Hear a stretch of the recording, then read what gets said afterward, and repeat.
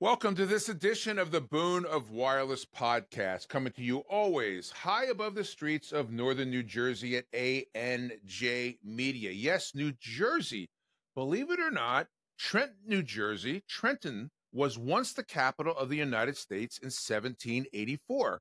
However, this honor lasted less than 2 months when the founding fathers realized that they were in New Jersey.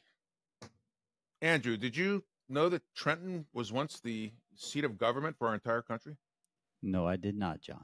Okay. Our guest today is a seasoned telecommunications executive with 20 plus years of experience in many notable executive level successes with some of the biggest global telecommunications companies in the world. He has a tremendous grasp of today's cellular and wireless services industry with a special focus in the MVNO and IoT market segments. David Hess is currently Senior Vice President of Mobility at AireSpring, leading the mobility development with NVNE and NVNA solutions for both traditional MVNOs and IoT service providers. They provide carrier connectivity with AT&T and a market-leading MVNO platform that services a broad range of applications for consumer and the business marketplace. AireSpring offers 20 plus years of experience in the telecommunications industry that combines with its proven track record of expanding and launching new MVNOs. AireSpring's unique relationship with AT&T combines perfectly with a complete infrastructure that enables MVNOs and IoT service providers. They offer a brandable platform and API access to meet today's market demands, and they are driven by the mission to help and enable a new breed of light MVNOs, which we're going to talk about. So please join me in welcoming to the broadcast David Hess. David, how are you? It's great to see you. John, thank you so much for having me. It's a pleasure to be here. It's great to join this venue. I've seen a lot of great stories you put out, and it's been fun to watch them. And it's great to see somebody putting a voice out into the industry that helps people understand what's going on in the marketplace. Thank you very much for that. Our goal is to educate and inform and peel back a little bit about what's going on in our industry and stay on the top of the trends. So you are somewhere in Ohio, I believe, correct? I am, and I lived in New Jersey for quite a while during my career. But yeah, I live in on Lake Erie, beautiful Lake Erie, right in an area called Port Clinton, Catawba Island, and it's kind of a good lifestyle. I get to the Cleveland Airport or Detroit Airport pretty easily. So very good. And you've got the Browns, and you have the Lions, I've got the Pistons, Tigers, and I've got Bears, the Cavaliers. Got it. Okay. Guardians and Tigers. Great. Well, we've known each other for quite some time. Looking forward to seeing you this summer. We'll talk about that later. And tell us a little bit more about David Hess that we didn't cover in the intro. Well, I enjoyed actually watching you get flipped over and interviewed recently, and it was a nice interview. And I kind of learned some of your background. But like you, I started in the sales world in telecom. I started working for MCI, Sprint, United Telephone, and then got into executive level roles. I had executive level roles with such companies like KDDI. I had executive level roles with Telia, the Swedish telephone company, and a lot of emerging companies. Over the last 7 years, I've been working in the MVNE and MVNO space. And I have to say, after being somebody who's been around the block many years, it's probably the best time I've been enjoying in my career the last 7 years is working with these MVNOs that are trying to figure out how to come into the marketplace. Yeah, and as I've said and written about many times, our industry is showing no slowdown in revenue growth. Subscriber growth actually has not grown as fast as some people would like it to, but other people are enjoying great success, like big cable, some of the upstart MVNOs with that famous word that I use, differentiator, are gaining a lot of share. And yeah, so the business is very solid. You were just at Mobile World Congress, weren't you, in Brussels? I was, yeah. It was a great time in the summer to get over to Brussels, beautiful city. It was a good event. I have to say the year before it was in Amsterdam. I think I enjoyed Amsterdam a little bit more.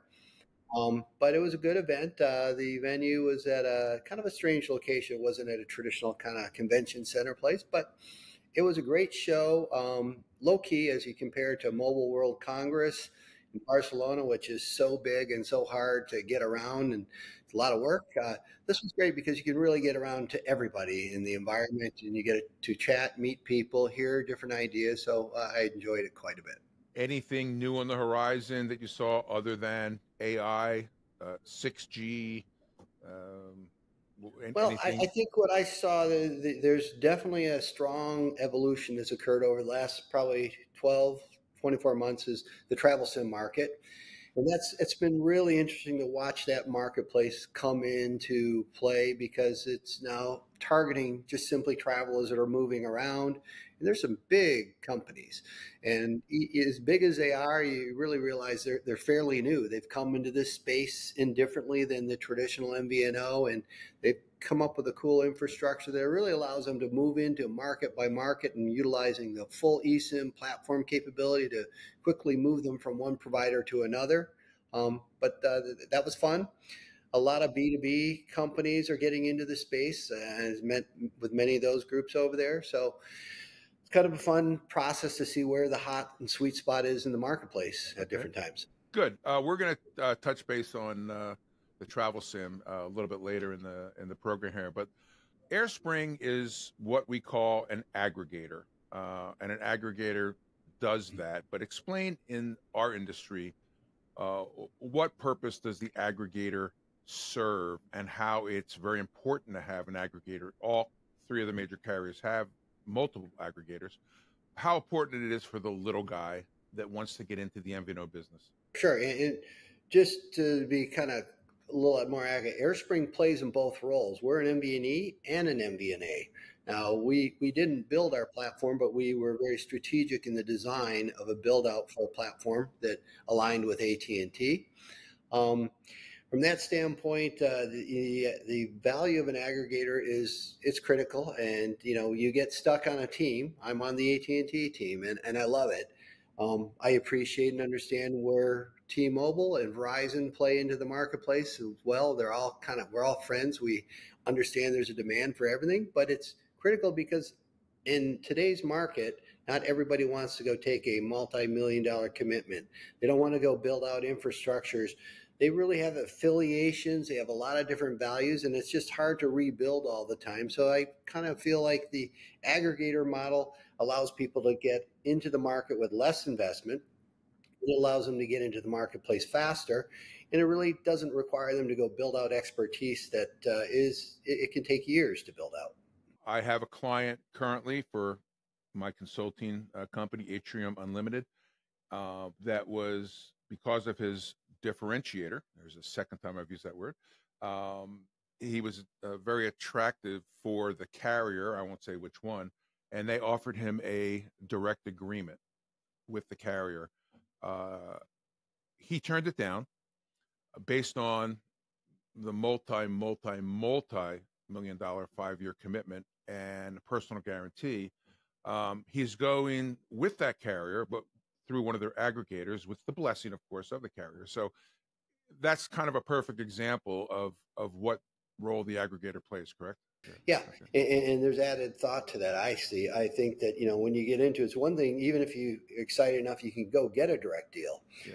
The time it takes to build that infrastructure out and the expertise you need to do it and to make it work smoothly, it could be 12, 24 months to get to where you want to be. So those are important factors as well.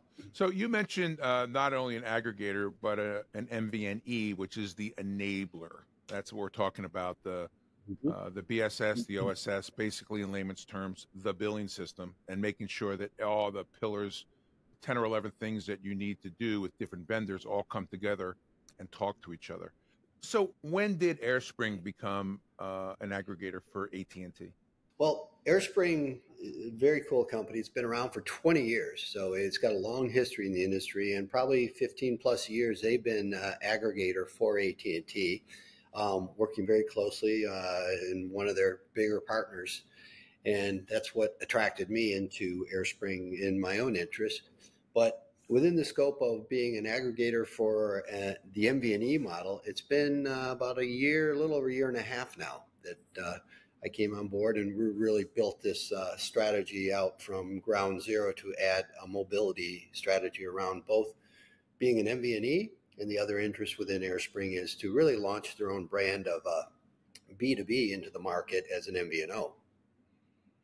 Are there many aggregators that AT&T uses today? Well, there's a lot of people that are partners. So, I mean, they can be partners. But, I mean, from the standpoint of being an MVNE, there's only a few of us. There's probably maybe 3, possibly 4.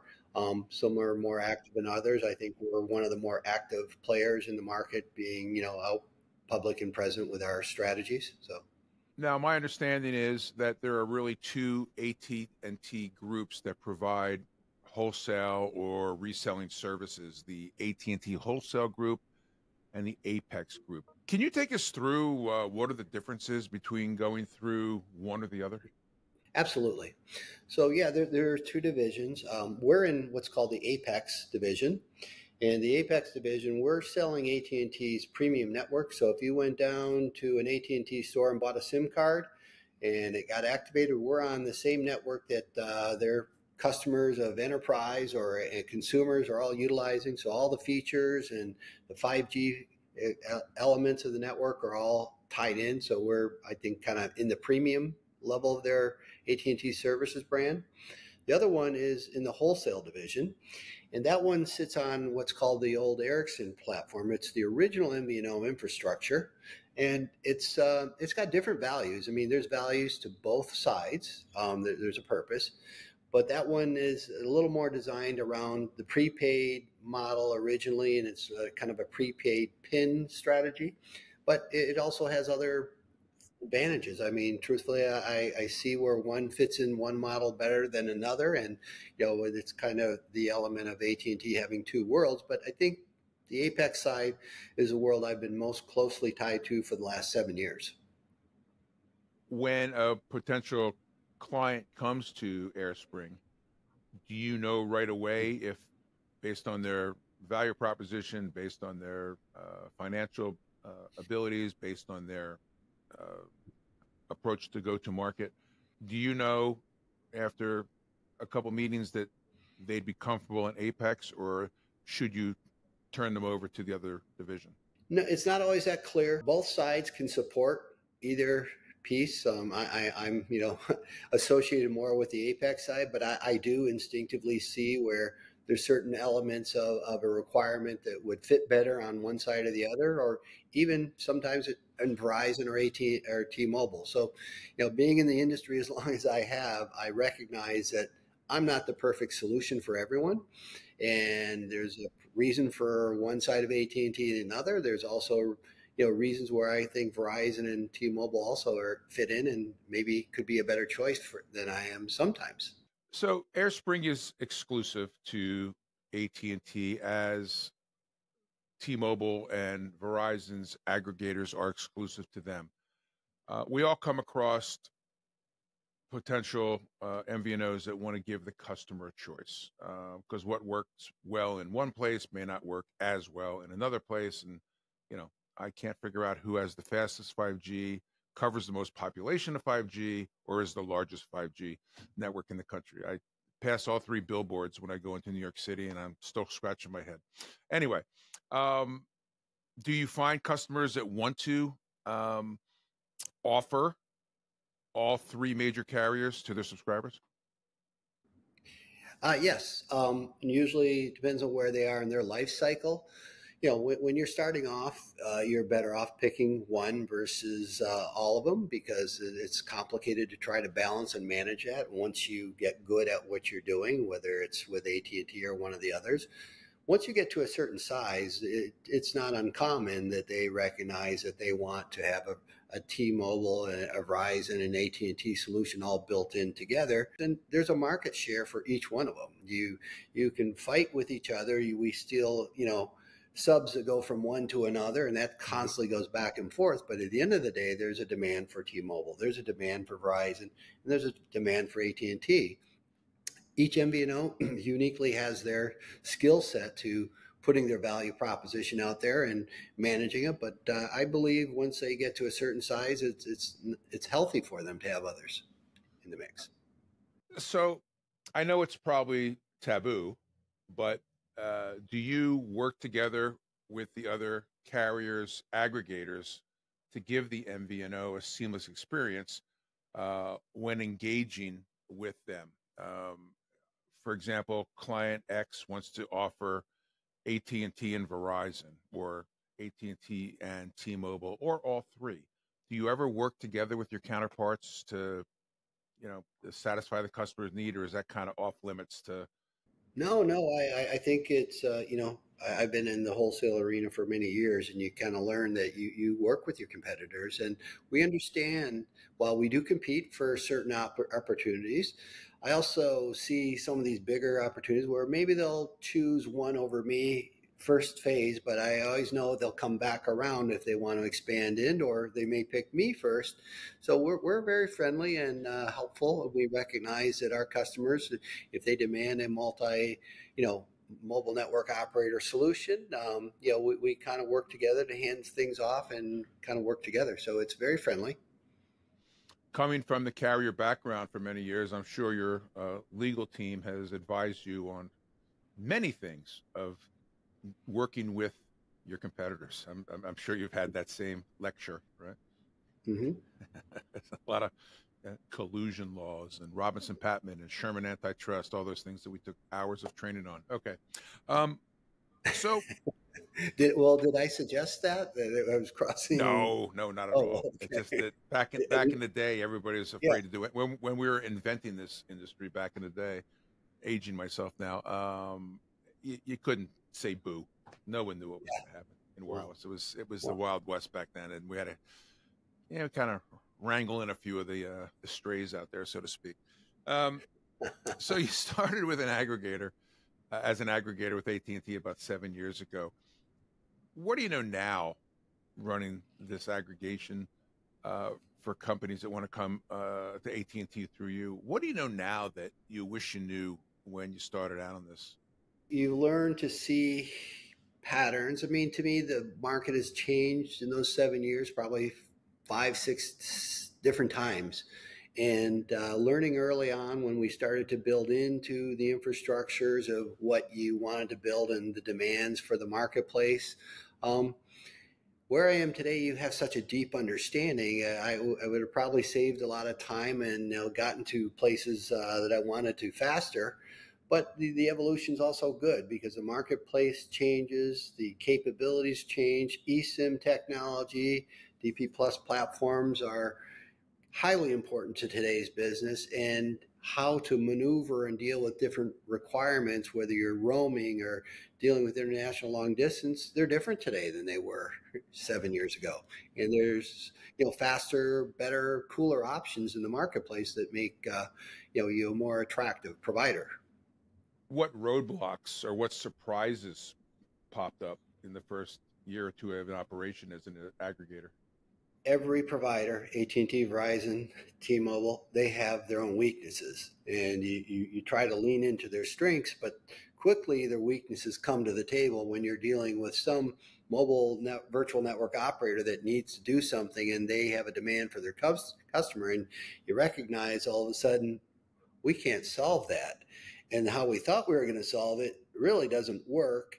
You go back to the provider and you talk to them about, well, how do we fix it? And it's like fixing a 20-story building that's already been built. You can't go down to the infrastructure and change it.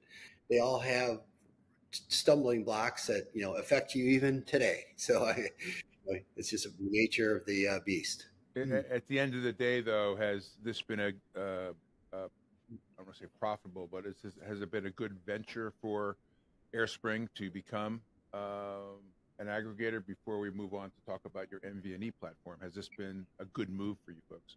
Absolutely, for a couple of reasons. One, it gives them an expertise into really branching out into their own brand.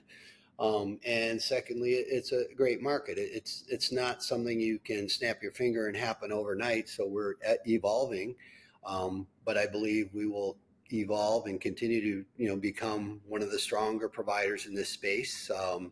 We've got stay power. We've got a good recognizable brand. And I think we know what we're doing. We've got a team of people that have been in this industry for a long time. And, that matters too. We really know what we're doing. You mentioned earlier 12 to 24 months to get up and running as an MVNO if you went direct with a carrier. What can AireSpring do for me if I want to get into the market quickly? Now, I know there's different levels. If you want to be a light MVNO and just focus on sales and marketing, or if you want to become a licensed MVNO with the FCC. But what is your typical shake hands contract launch? You can get people up in 30 days, 60 days. It depends on the complexity of what we're working with. We've taken, as I evolved with my own strategic mindset around the industry, we kind of came up with an approach where we provide a usage-based pricing model. But we give them that advantage of like almost getting a direct relationship with AT&T. We manage and build out our product sets. We customize them.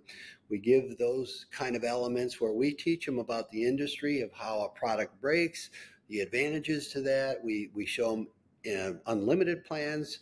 We put a lot of education into really give them a clear understanding, but we also built in some front-end tools as well. We have a templated website and a templated mobile app that's pre-built that they can brand, put their content in, and get out into the marketplace without having to go figure out how to build those pieces. And it's fully integrated into the back end. So it's really great for companies in this day and age, especially in what you call the light MVNO model, that don't really have the expertise. They don't want to invest into that.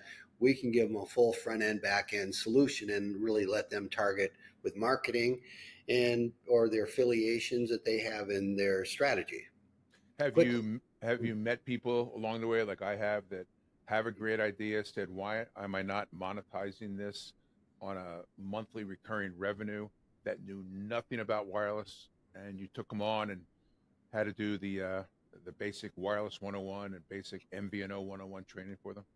Yeah, oh, absolutely. And, I love what I do. And I see different animals or characters in this business every day. You see people that come in now that have all kinds of religious affiliations, political affiliations, universities. Obviously, the story of Ryan Reynolds.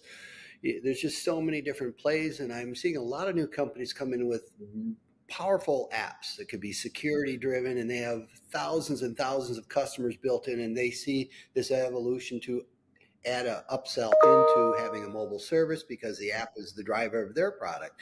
So there's so many different ways you can monetize and open up a new door into the industry. We kind of call it, and I know you preach so much about the industry and push that passion out, but we see it's a new breed of MVNOs. The guys that want to come in and be cost-based and drive it on cost, that's not the model of the future. There's a few people think they can pull that off, but that's not going to happen in today's market as much.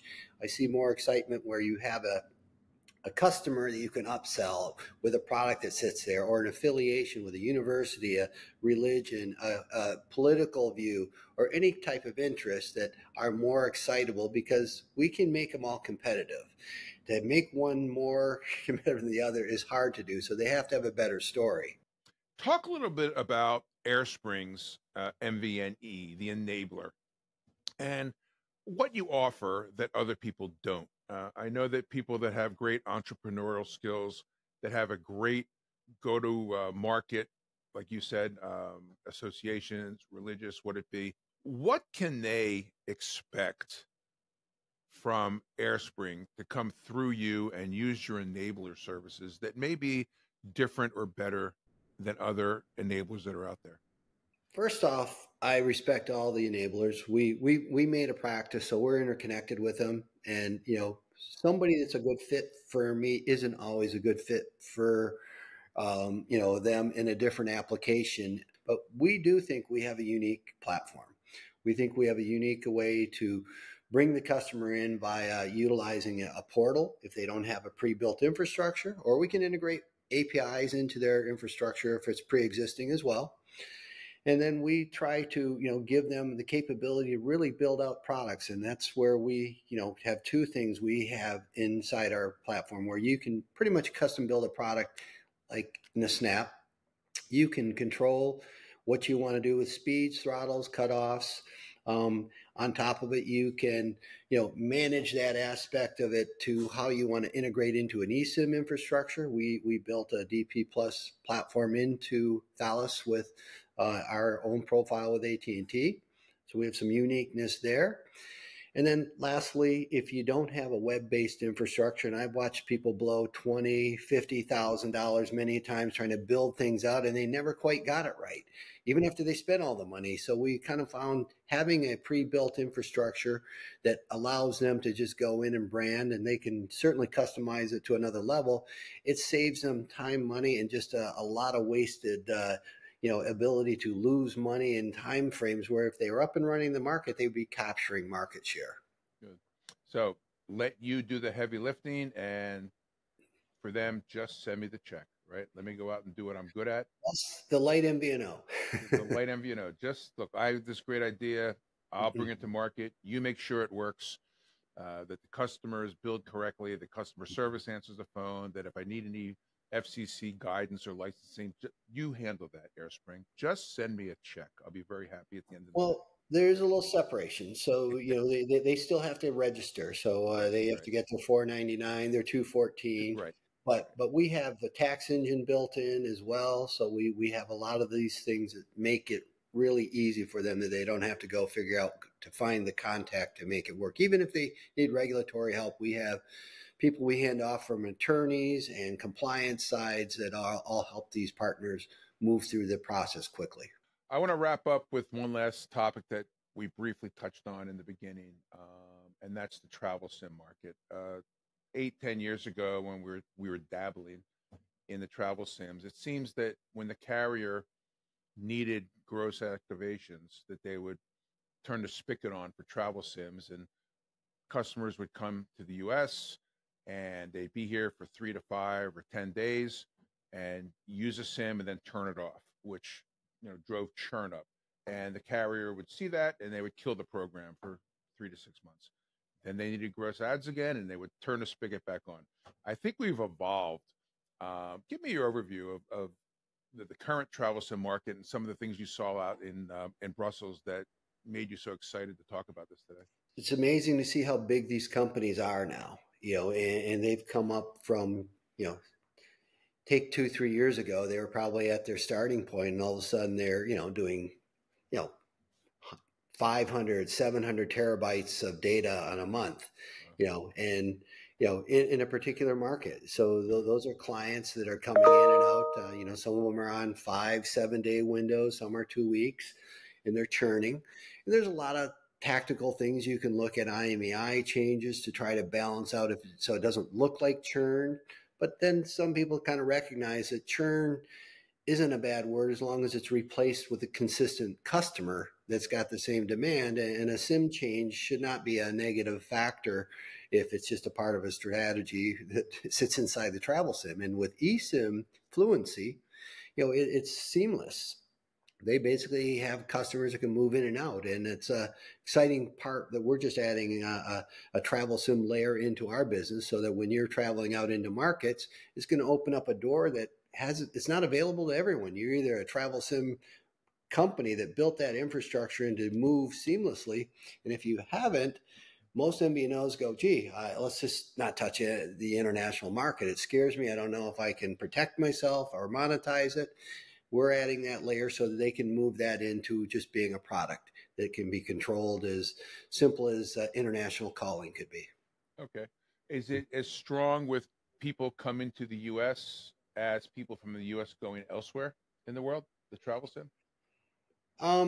I would say I see more of it coming in. I haven't seen as many U.S. companies going out, but I mean, it's not that they don't have within their customer base travelers, but some companies, because depending on who their provider is with the top 3 providers and what kind of relationship, some of them don't have international roaming and they can't really manage it. So they really don't even open those doors. So they're missing revenue opportunities. This gives them a way to monetize their own customer base versus turning into the next huge travel sim player. And most of those have come out of international markets. Great. Well, I like you, look forward to see where this goes, and I'm sure we'll be hearing a lot about this industry based on what you said, the eSIM and the big players put in a lot of resources about it. Okay, so AireSpring. I want to get in touch with AireSpring. I want to get in touch with David Hess. How do I do that? AireSpringWireless.com. You can communicate through that. We hit most of the trade shows. We have a strong presence within LinkedIn. AireSpring is all over LinkedIn. AireSpring Wireless is blogging into that. We follow Jon, and we try to tie into. It's a big community, but it's a small community once you get inside there. And as I say, all our competitors, all our friends that are in there fighting for market share like we all do, we really know each other, and I think there's a good respect for everybody, and it's really a fun place to work. I enjoy what I'm doing more than anything. Likewise, I'm one of the few people that loves Monday morning because, as I tell my grown children, who I mention probably too much on my podcast, but they love me for it, you got to love what you're doing. Is it a job or is it, what you want to do with yourself? So great. Well, David, it's been a pleasure. I'm sure I'll see you. We have a little more than a month, exactly almost, to go to the All Wireless and Prepaid show in August. And you and I'll spend some time together there as well, talking about the business, talking about how fantastic this podcast was to have you on today. So I want to thank you for joining us. And I want to thank you and your company for all the kind words and support, not just you, but your marketing folks all the way up the line that we work close together, and appreciate everything that you've done for our company and supporting our podcast. So thank you for that. Yeah, your role is so important. It's fun watching you. You really get lightning sticked into being so popular out there. But I think it's not been out there, and it's really great because now people have a way. You go to trade shows to learn and catch up, but you're bringing in the excitement and the knowledge that you can go collect into a view that can be talked about differently, because you can't talk to everybody, and you kind of bring it back into a place that's great to come in and learn and hear what's going on in the marketplace. Thank you. I'm going to take what you just said and put it on my website. So thank you very much. You may even see me walking around with my cameraman at the All Wireless Prepaid show, doing some interviews and stitching that into the podcast, but don't tell anybody. Just keep that between us right here, okay? I'll keep it on the Dave Hess, AireSpring, thank you very much for joining us today. That is going to wrap up another episode of the Boon of Wireless podcast. We'll see you next time. Thanks.